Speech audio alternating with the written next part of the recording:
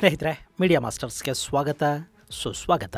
ಗೆಳೆಯರೆ, ನಾಳೆಯಿಂದ ಭಾರತ ಅಮೆರಿಕಾಗೆ ಮಾಡೋ ಪ್ರತಿಯೊಂದು ರಫ್ತಿನ ಮೇಲೂ 25% ಸುಂಕವನ್ನು ತೆರಬೇಕಾಗುತ್ತೆ. ಭಾರತದ ಮೇಲೆ ನಾವು ಸುಂಕವನ್ನು ವಿಧಿಸ್ತಾ ಇದ್ದೀವಿ ಮತ್ತು ರಷ್ಯಾದ ಜೊತೆಗಿನ ಭಾರತದ ತೈಲ ಖರೀದಿಯ ಕಾರಣಕ್ಕೆ ಅವರಿಗೆ ದಂಡ ಕೂಡ ವಿಧಿಸ್ತೀವಿ ಅಂತ ಅಮೆರಿಕಾದ ಅಧ್ಯಕ್ಷ ಡೊನಾಲ್ಡ್ ಟ್ರಂಪ್ ತಮ್ಮ ಸೋಷಿಯಲ್ ಮೀಡಿಯಾ ಟ್ರೂತ್ ಅಲ್ಲಿ ಬರ್ಕೊಂಡಿದ್ದಾರೆ.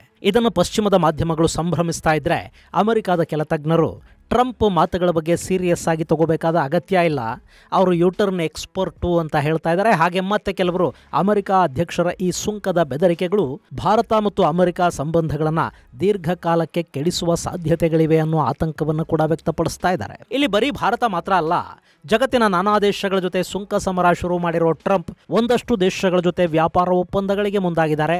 ಇನ್ನೊಂದಷ್ಟು ದೇಶಗಳು ಟ್ರಂಪ್ ಅವರ ಒತ್ತಡವನ್ನು ಪ್ರತಿಭಟಿಸ್ತಾ ಇವೆ. ಪಾಕಿಸ್ತಾನದಂಥ ದೇಶದ ಜೊತೆ ಕೂಡ ಟ್ರಂಪ್ ವಿಚಿತ್ರ ಹಾಗೂ ಕ್ರಿಪ್ಟಿಕ್ ಡೀಲ್ ಒಂದನ್ನು ಮಾಡಿಕೊಂಡಿದ್ದಾರೆ. ಆದರೆ ಭಾರತಕ್ಕೆ ಸುಂಕದ ಬೆದರಿಕೆ ಹಾಕ್ತಾ ಇದ್ದಾರೆ. ಹಾಗಾದರೆ ಏನಿದು ಟ್ರಂಪ್ ಬೆದರಿಕೆ? ಅದರ ಪರಿಣಾಮಗಳು ಹೇಗಿರುತ್ತವೆ ಮತ್ತು ಭಾರತದ ಸ್ಮಾರ್ಟ್ಫೋನ್, ಭಾರತದ ಮೆಡಿಸಿನ್ ಇಲ್ಲದೆ ಅಮೆರಿಕ ಸುಖವಾಗಿರೋದಕ್ಕೆ ಸಾಧ್ಯನಾ? ಬನ್ನಿ ನೋಡೋಣ.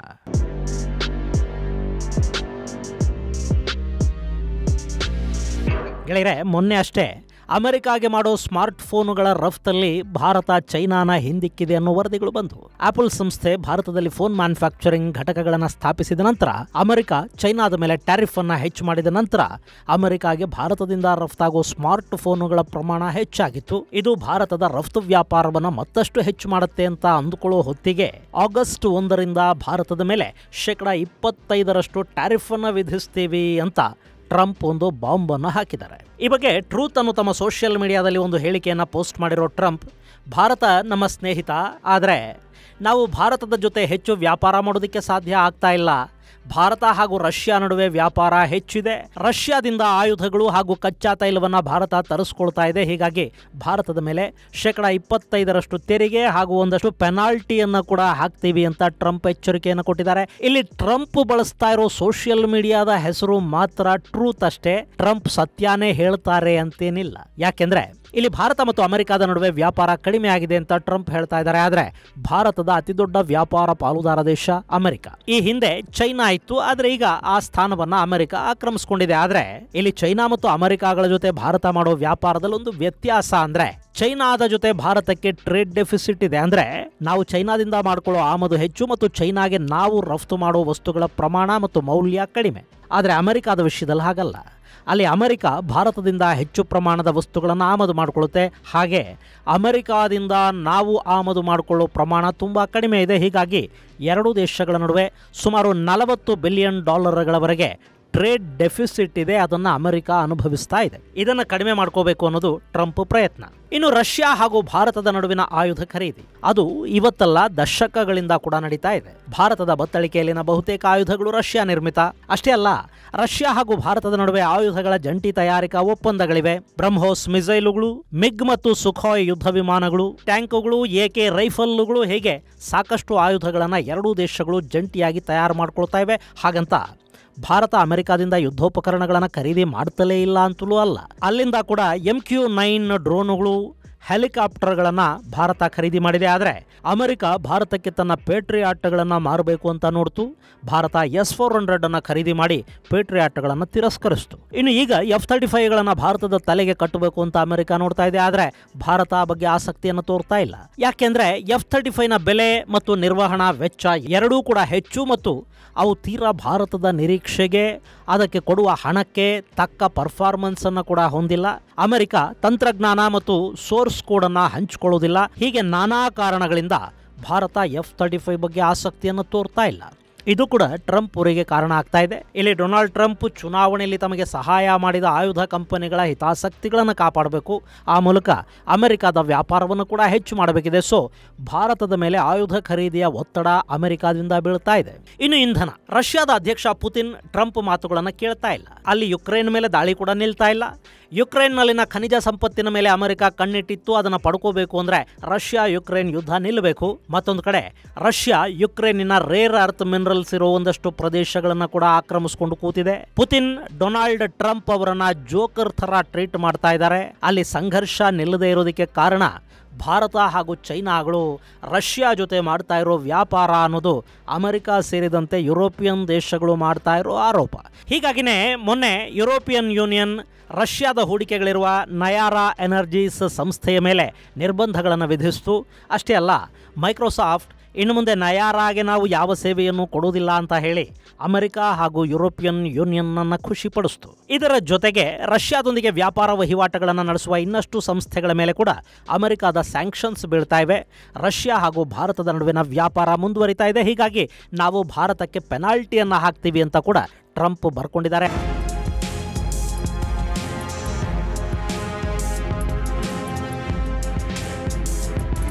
ಗೆಳೆಯರಲ್ಲಿ ಏನಾಗ್ತಾ ಇದೆ ಅಂದರೆ, ಟ್ರಂಪ್ ಟ್ಯಾರಿಫ್ ಅನ್ನೋದು ಜಗತ್ತಿನ ನಾನಾ ದೇಶಗಳನ್ನು ಆತಂಕಕ್ಕಂತೂ ತಳ್ಳಿದೆ. ಅಮೆರಿಕದ ಸಾಕಷ್ಟು ಮಿತ್ರ ದೇಶಗಳು ಕೂಡ ಇದರಿಂದ ತೀವ್ರ ಸಮಸ್ಯೆಗೀಡಾಗಿವೆ.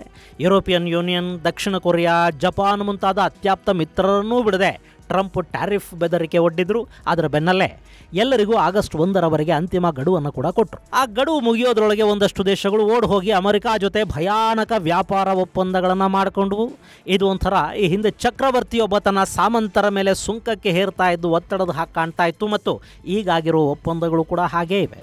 ಮ್ಯಾನ್ಮಾರ್ ಅನ್ನೋ ದೇಶದ ಮೇಲೆ ಅಮೆರಿಕ 40% ಟ್ಯಾರಿಫ್ ಅನ್ನು ವಿಧಿಸ್ತಾ ಇದೆ. ಯುರೋಪಿಯನ್ ಯೂನಿಯನ್ನ ಮೇಲೆ 20% ಟ್ಯಾರಿಫ್ ಘೋಷಣೆ ಆಗಿತ್ತು. ಈಗ ಒಪ್ಪಂದಕ್ಕೆ ಸಹಿ ಬಿದ್ದ ನಂತರ ಟ್ಯಾರಿಫ್ 15%ಗೆ ಇಳಿದಿದೆ. ಹಾಗೆ ಯುರೋಪಿಯನ್ ಯೂನಿಯನ್ ಅಮೆರಿಕಾದಲ್ಲಿ ಬಂಡವಾಳ ಹೂಡಿಕೆಗೆ ಒಪ್ಪಿಗೆಯನ್ನು ಕೂಡ ಕೊಟ್ಟಿದೆ. ಇಲ್ಲಿ ಯುರೋಪಿಯನ್ ಯೂನಿಯನ್ ಅಮೆರಿಕ ಜೊತೆ ಮಾಡಿಕೊಂಡು ಬಂದ ಈ ವ್ಯಾಪಾರಿ ಒಪ್ಪಂದದ ವಿರುದ್ಧ ಫ್ರಾನ್ಸ್ ಸೇರಿದ ಹಾಗೆ ಸಾಕಷ್ಟು ದೇಶಗಳು ಗರಂ ಆಗಿವೆ.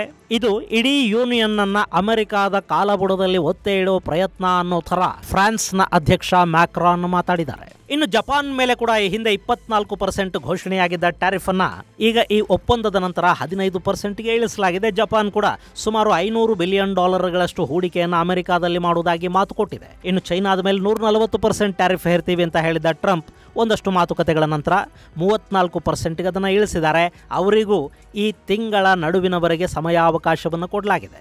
ಹಾಗೆ ಇಂಡೋನೇಷ್ಯಾ ಮೇಲೆ 19%, ದಕ್ಷಿಣ ಆಫ್ರಿಕಾದ ಮೇಲೆ 30%, ಲಾವೋಸ್ ಮೇಲೆ 40%. ಹೀಗೆ ಟ್ರಂಪ್ ಸುಂಕದ ಕತ್ತಿ ನಾನಾ ದೇಶಗಳ ತಲೆ ಮೇಲೆ ತೂಗುತ್ತಾ ಇದೆ. ಭಾರತಕ್ಕೂ ಕೂಡ 25% ಟ್ಯಾರಿಫ್ ನಾಳೆಯಿಂದ ಅನ್ವಯವಾಗುತ್ತೆ ಅಂತ ಹೇಳ್ತಾ ಇದ್ದಾರೆ. ಇನ್ನು ಭಾರತದ ಮೇಲೆ ಒತ್ತಡ ಹೇರೋ ಅಮೆರಿಕದ ತಂತ್ರ ಇಷ್ಟಕ್ಕೆ ನಿಂತಿಲ್ಲ. ಇರಾನ್ ಜೊತೆ ತೈಲ ಖರೀದಿ ಮಾಡ್ತಾ ಇದ್ದಾರೆ ಅನ್ನೋ ಕಾರಣವನ್ನು ಕೊಟ್ಟು ಭಾರತದ ಸುಮಾರು 6 ಕಂಪನಿಗಳು ಹಾಗೂ 5 ವ್ಯಕ್ತಿಗಳ ವಿರುದ್ಧ ಅಮೆರಿಕ ನಿರ್ಬಂಧಗಳನ್ನು ವಿಧಿಸಿದೆ. ಇರಾನ್ನಲ್ಲಿ ಸರ್ವೋಚ್ಚ ನಾಯಕ ಖಮೇನಿಯ ಸಂಬಂಧಿ ಮೊಹಮ್ಮದ್ ಹುಸೇನ್ ಅವರ ಶಿಪ್ಪಿಂಗ್ ಕಂಪನಿಗಳು ಹಾಗೂ ಶಿಪ್ಪಿಂಗ್ ಸಾಮ್ರಾಜ್ಯವನ್ನು ಮಟ್ಟ ಹಾಕೋದಕ್ಕೆ ಅಮೆರಿಕ ಪ್ರಯತ್ನವನ್ನು ಮಾಡ್ತಾ ಇದೆ. ಆ ಶಿಪ್ಪಿಂಗ್ ಕಂಪನಿಗಳ ಮೂಲಕ ಇರಾನ್ ಜಗತ್ತಿನ ನಾನಾ ದೇಶಗಳಿಗೆ ತೈಲ ಸರಬರಾಜು ಮಾಡೋ ಮೂಲಕ ಒಂದಷ್ಟು ಹಣ ಗಳಿಸ್ತಾ ಇದೆ. ಅದರ ಆದಾಯದ ಮೂಲಗಳನ್ನು ನಾಶ ಮಾಡಬೇಕು ಅಂತ ಹೊರಟಿರೋ ಅಮೆರಿಕ ಈಗ ಆ ಶಿಪ್ಪಿಂಗ್ ಕಂಪನಿ ಹಾಗೂ ಇರಾನ್ನ ತೈಲ ವ್ಯಾಪಾರವನ್ನು ಗುರಿಯಾಗಿಸಿಕೊಂಡು ಒಂದಷ್ಟು ನಿರ್ಬಂಧಗಳನ್ನು ಶುರು ಮಾಡಿದೆ. ಅದರ ಭಾಗವಾಗಿ ಭಾರತದ 6 ಕಂಪನಿಗಳು ಹಾಗೂ 5 ವ್ಯಕ್ತಿಗಳ ವಿರುದ್ಧ ನಿರ್ಬಂಧಗಳನ್ನು ಹೇರಲಾಗಿದೆ. ಅದರಲ್ಲಿ UAE-ನಲ್ಲಿ ನೆಲೆಸಿರುವ ರಫೀಕ್ ಹಬೀಬುಲ್ಲಾ, ನೈಜೀರಿಯಾದಲ್ಲಿ ಕಂಪನಿಯನ್ನು ಹೊಂದಿರುವ ಭಾರತೀಯ ಜೇಕಬ್ ಕುರಿಯನ್, ಅನಿಲ್ ಕುಮಾರ್ ನಾಯರ್, ಹಾಗೆ UAE-ಯಲ್ಲೇ ಕಂಪನಿಯನ್ನು ಹೊಂದಿರುವ ಪಂಕಜ್ ಪಟೇಲ್ ಹಾಗೂ ತಾಂಬೆ ಹೆಸರುಗಳು ಈ ನಿರ್ಬಂಧಿತರ ಪಟ್ಟಿಯಲ್ಲಿವೆ. ಇನ್ನು ಇದರ ಪರಿಣಾಮಗಳು ಹೇಗಿರುತ್ತವೆ ಗೆಳೆಯರೆ? BBC ಹಾಗೂ ಇನ್ನೂ ಒಂದಷ್ಟು ಪಶ್ಚಿಮದ ಮಾಧ್ಯಮಗಳು ಅಮೆರಿಕಾದ ಈ ಟ್ಯಾರಿಫ್ ಭಾರತದ ಆರ್ಥಿಕತೆಯನ್ನ ಹಿಂದಕ್ಕೆ ತಳ್ಳತ್ತೆ, GDP ವೃದ್ಧಿಯ ಪ್ರಮಾಣ ಇಳಿಕೆಯಾಗೋದಕ್ಕೆ ಕಾರಣ ಆಗುತ್ತೆ, ಡಾಲರ್ ಮುಂದೆ ರೂಪಾಯಿ ಮೌಲ್ಯವನ್ನು ಕಳ್ಕೊಳ್ಳುತ್ತೆ, ಭಾರತದ ರಫ್ತು ಕಡಿಮೆ ಆಗುತ್ತೆ, ಭಾರತ ಆಮದು ಮಾಡಿಕೊಳ್ಳುವ ಎಲ್ಲ ಪದಾರ್ಥಗಳ ಬೆಲೆಗಳು ಏರಿಕೆ ಆಗುತ್ತವೆ ಅಂತೆಲ್ಲ ಹೇಳ್ತಾ ಇವೆ. ಅದು ಸಂಪೂರ್ಣ ಸುಳ್ಳು ಅಲ್ಲ. ಹಾಗಂತ ಈ ಟ್ಯಾರಿಫ್ ಕೇವಲ ಭಾರತಕ್ಕೆ ಮಾತ್ರ ಸಮಸ್ಯೆಯನ್ನು ಉಂಟು ಮಾಡುತ್ತೆ, ಅಮೆರಿಕ ಇದರಿಂದ ಖುಷಿಯಾಗಿದ್ದು ಬಿಡುತ್ತೆ ಅಂತಲೂ ಅಲ್ಲ.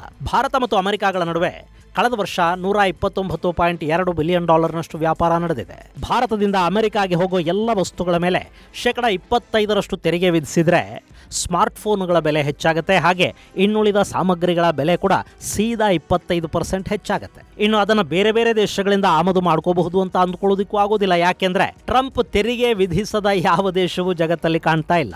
ಹಾಗೆ ಭಾರತದಲ್ಲಿ ಒಂದಷ್ಟು ಪ್ರೊಡಕ್ಷನ್ ಕಾಸ್ಟ್ ಕಡಿಮೆ ಆಗುತ್ತೆ ಅನ್ನುವ ಕಾರಣಕ್ಕೇನೆ ಉತ್ಪಾದಕರಲ್ಲಿ ತಯಾರಿಕಾ ಘಟಕಗಳನ್ನು ಸ್ಥಾಪನೆ ಮಾಡಿದ್ದಾರೆ. ಹೀಗಾಗಿ ಬೇರೆ ಕಡೆಗಳಿಂದ ಆಮದು ಮಾಡ್ಕೊಂಡ್ರೂ ಕೂಡ ಅಮೆರಿಕಾದ ಗ್ರಾಹಕನಿಗೆ ಬೆಲೆ ಏನೂ ಕಡಿಮೆ ಆಗೋದಿಲ್ಲ. ಸೊ ಇದು ಭಾರತದ ಮೇಲೆ ದೊಡ್ಡ ಮಟ್ಟದ ಪರಿಣಾಮವನ್ನೇನೂ ಬೀರೋದಿಲ್ಲ. ಇನ್ನು ಭಾರತದ ಔಷಧಗಳ ಮೇಲೆ, ಅದರಲ್ಲೂ ಜನರಿಕ್ ಮೆಡಿಸಿನ್ ಮೇಲೆ ಅಮೆರಿಕ ವಿಪರೀತ ಅನ್ನೋಷ್ಟೇ ಡಿಪೆಂಡ್ ಆಗಿದೆ. ಅಲ್ಲಿನ ಜನ ಬಳಸೋ ಒಟ್ಟು ಜನರಿಕ್ ಮೆಡಿಸಿನ್ ಪೈಕಿ ಭಾರತದಿಂದ 40% ಸರಬರಾಜಾಗತ್ತೆ. ಹಾಗೆ ಅಲ್ಲಿನ ಔಷಧ ತಯಾರಿಕಾ ಕಂಪನಿಗಳಿಗೆ ಬೇಕಾದ API ಕೂಡ ಭಾರತ ಮತ್ತು ಚೈನಾಗಳಿಂದಲೇ ಹೋಗಬೇಕು. ಹೀಗಾಗಿ ಇಲ್ಲಿ ಟ್ಯಾರಿಫ್ ಹೆಚ್ಚಾದರೆ ಅದರ ಹೊರೆ ಬೀಳೋದು ಕೂಡ ಅಮೆರಿಕಾದ ಗ್ರಾಹಕರ ಮೇಲೇನೆ. ಹೀಗಾಗಿನೇ ಡೊನಾಲ್ಡ್ ಟ್ರಂಪ್ ಹೇಳಿದ್ರು ಅಂದ ಕೂಡಲೇ, ಅವರು ಟ್ರೂತಲ್ಲಿ ಬರ್ಕೊಂಡ್ರು ಅಂದ ಕೂಡಲೇ ಟ್ಯಾರಿಫ್ ಬಗ್ಗೆ ಗಾಬರಿ ಆಗಬೇಕಾದ ಅಗತ್ಯ ಇಲ್ಲ. ಟರ್ನ್ಗಳು ಡೊನಾಲ್ಡ್ ಟ್ರಂಪ್ಗೆ ಹೊಸವೂ ಅಲ್ಲ. ಒಂದೆರಡು ದಿನ ಸ್ವಲ್ಪ ಕಷ್ಟ ಆಗಬಹುದು, ಆನಂತರ ಪರಿಸ್ಥಿತಿ ಸುಧಾರಣೆ ಆಗತ್ತೆ ಅಂತ ಅಮೆರಿಕಾದ ಕೆಲ ತಜ್ಞರು ಹೇಳ್ತಾ ಇದ್ದಾರೆ. ಇನ್ನೂ ಮಜಾ ಅಂದರೆ, ಭಾರತದ ಮೇಲೆ ಟ್ಯಾರಿಫ್ ಘೋಷಣೆ ಮಾಡಿ ಟ್ವೀಟ್ ಮಾಡಿರೋ ಟ್ರಂಪು ಪಾಕಿಸ್ತಾನವನ್ನು ಟ್ಯಾರಿಫ್ ಪಟ್ಟಿಯಿಂದ ಹೊರಗಿಟ್ಟಿದ್ದಾರೆ. ಬದಲಿಗೆ ಅಲ್ಲಿನ ತೈಲ ನಿಕ್ಷೇಪಗಳನ್ನು ಹುಡುಕೋದಕ್ಕೆ ಅಮೆರಿಕ ಉತ್ಸುಕವಾಗಿದೆ, ಅದಕ್ಕೆ ಸೂಕ್ತ ಕಂಪನಿಗಳನ್ನು ಹುಡುಕ್ತಾ ಇದ್ದೀವಿ ಅಂತ ಕೂಡ ಹೇಳಿದ್ದಾರೆ. ಅಷ್ಟೇ ಅಲ್ಲ, ಅಲ್ಲಿ ಸಿಗೋ ತೈಲವನ್ನು ಮುಂದೆ ಭಾರತವೇ ಖರೀದಿನೂ ಮಾಡಬಹುದು ಅನ್ನೋ ಒಗ್ಗರಣೆ ಕೂಡ ಹಾಕಿದ್ದಾರೆ. ಆದರೆ ಪಾಕಿಸ್ತಾನದಲ್ಲಿ ತೈಲ ಎಲ್ಲಿದೆ, ಎಷ್ಟಿದೆ, ಸಿಕ್ಕಿದೆಯಾ, ಅಲ್ಲಿ ಇದೆ ಅನ್ನೋದು ಮಾತ್ರ ಗೊತ್ತಾಗಿದೆ. ಆದರೆ ಎಷ್ಟಿದೆ ಅನ್ನೋದು ಇನ್ನೂ ಗೊತ್ತಿಲ್ಲ. ಅದನ್ನು ಹುಡುಕಬೇಕು. ಅದು ಇವತ್ತು ನಾಳೆ ಆಗಿಬಿಡೋದೂ ಅಲ್ಲ. ಆದರೆ ಅಮೆರಿಕ ಅಲ್ಲಿನ ಬಲೂಚಿಸ್ತಾನದಲ್ಲಿ ನೆಲೆಯೂರೋದಕ್ಕೆ ಪ್ಲಾನ್ ಮಾಡ್ತಾ ಇದೆ. ನಾಳೆ ಇರಾನ್ ಜೊತೆ ಅವರಿಗೆ ಸಂಘರ್ಷ ಶುರುವಾದರೆ ಪಾಕಿಸ್ತಾನದ ಬಲೂಚಿಸ್ತಾನ ತುಂಬಾ ಬೇಕಾಗುತ್ತೆ. ಹೀಗಾಗಿ ಪಾಕಿಸ್ತಾನವನ್ನು ಸದ್ಯಕ್ಕೆ ಟ್ಯಾರಿಫ್ನಿಂದ ಟ್ರಂಪ್ ಹೊರಗಿಟ್ಟಿದ್ದಾರೆ. ಇನ್ನು ಇದೆಲ್ಲದರ ನಡುವೆ ಭಾರತ ಅಮೆರಿಕದ ಈ ಟ್ಯಾರಿಫ್ ಬಗ್ಗೆ ತುಂಬ ಉದ್ವೇಗಗೊಂಡು ಪ್ರತಿಕ್ರಿಯೆ ಕೊಡೋದಕ್ಕೆ ಕೂಡ ಹೋಗ್ತಾ ಇಲ್ಲ. ನಾವು ಪರಿಸ್ಥಿತಿಯನ್ನು ಗಮನಿಸ್ತಾ ಇದ್ದೀವಿ, ದೇಶದ ಹಿತಾಸಕ್ತಿಗೆ ಅನುಗುಣವಾಗಿ ನಮ್ಮ ನಿರ್ಧಾರಗಳನ್ನು ಕೈಗೊಳ್ತೀವಿ ಅಂತ ಹೇಳಿರೋ ಭಾರತ, ನಮ್ಮ ರೈತರು, ನಮ್ಮ ಡೈರಿ ಇಂಡಸ್ಟ್ರಿ, ನಮ್ಮ ಹೂಡಿಕೆದಾರರು, ನಮ್ಮ MSMEಗಳ ಹಿತಾಸಕ್ತಿ ನಮಗೆ ಮುಖ್ಯ ಅನ್ನೋದನ್ನು ಮತ್ತೊಮ್ಮೆ ಹೇಳಿದೆ. ಆ ಮೂಲಕ ಅಮೆರಿಕದ ಟ್ಯಾರಿಫ್ ಒತ್ತಡಕ್ಕೆ ಮಣಿದು ಅವರ ಡೈರಿ ಹಾಗೂ ಕೃಷಿ ಪದಾರ್ಥಗಳಿಗೆ ಭಾರತದ ಮಾರುಕಟ್ಟೆಯನ್ನು ಬಿಟ್ಟುಕೊಡೋದಕ್ಕೆ ಸಾಧ್ಯ ಆಗೋದಿಲ್ಲ. ಅಮೆರಿಕದ ವಸ್ತುಗಳ ಮೇಲಿನ ತೆರಿಗೆಯನ್ನು ಸಂಪೂರ್ಣವಾಗಿ ರದ್ದುಗೊಳಿಸಿ ನಮ್ಮ ಉದ್ಯಮಿಗಳನ್ನು ಬಲಿ ಕೊಡೋದಕ್ಕೂ ಸಾಧ್ಯ ಇಲ್ಲ ಅನ್ನೋದನ್ನು ಭಾರತ ಇಲ್ಲಿ ಸ್ಪಷ್ಟಪಡಿಸ್ತಾ ಇದೆ. ಇದು ಮುಂದೆ ಏನಾಗುತ್ತೆ ಅನ್ನೋದನ್ನು ಕಾದು ನೋಡಬೇಕು. ಇನ್ನು ಇಲ್ಲಿ ಅಮೆರಿಕದ ಈ ಅಧ್ಯಕ್ಷರು ಭಾರತದ ಜೊತೆ ಏನೇ ಕೆರಕಂಡು ಗಾಯ ಮಾಡ್ಕೊಂಡ್ರು ಅವರ ಅವಧಿ ಇರೋದಿನ್ನು 3.5 ವರ್ಷ. ಅಲ್ಲಿವರೆಗೆ ಕಿರಿಕಿರಿಗಳು ಬಹುಶಃ ಹೀಗೆ ಮುಂದುವರಿಲೂಬಹುದು ಅಥವಾ ಟರ್ನ್ ಕೂಡ ಆಗಬಹುದು. ಇನ್ನು ಇದೆಲ್ಲದರ ನಡುವೆ ಕೂಡ ಈ ವಾರದ ಒಳಗಾಗಿ ಭಾರತದ ಜೊತೆ ಒಂದು ವ್ಯಾಪಾರ ಒಪ್ಪಂದಕ್ಕೆ ನಾವು ಸಹಿ ಹಾಕ್ತೀವಿ ಅನ್ನೋ ವಿಶ್ವಾಸವನ್ನು ಡೊನಾಲ್ಡ್ ಟ್ರಂಪೇ ವ್ಯಕ್ತಪಡಿಸಿದ್ದಾರೆ. ಇಲ್ಲಿ ಸಂಪೂರ್ಣ ವ್ಯಾಪಾರ ಒಪ್ಪಂದಕ್ಕೆ ಸಹಿ ಬೀಳುತ್ತೋ ಇಲ್ಲೋ ಗೊತ್ತಿಲ್ಲ, ಆದರೆ ಒಂದು ಮಿನಿ ಟ್ರೇಡ್ ಡೀಲ್ ಅಂತೂ ಎರಡೂ ದೇಶಗಳ ನಡುವೆ ಈ ಆಗಸ್ಟ್ ಅಂತ್ಯದ ವೇಳೆಗೆ ಆಗುವ ಸಾಧ್ಯತೆಗಳಂತೂ ಇವೆ. ಇದು ಗೆಳೆಯರೆ, ಅಮೆರಿಕ ಭಾರತದ ಮೇಲೆ 25% ಟ್ಯಾರಿಫ್ ವಿಧಿಸೋದಕ್ಕೆ ಹೋಗ್ತಾ ಇರೋದರ ಕುರಿತಾದ ಒಂದಷ್ಟು ಮಾಹಿತಿ. ಮುಂದಿನ ಸಂಚಿಕೆಯಲ್ಲಿ ಮತ್ತಷ್ಟು ವಿಶೇಷಗಳ ಜೊತೆ ಮತ್ತೆ ಭೇಟಿಯಾಗೋಣ. ಅಲ್ಲಿವರೆಗೆ ಜೈ ಹಿಂದ್, ಜೈ ಕರ್ನಾಟಕ.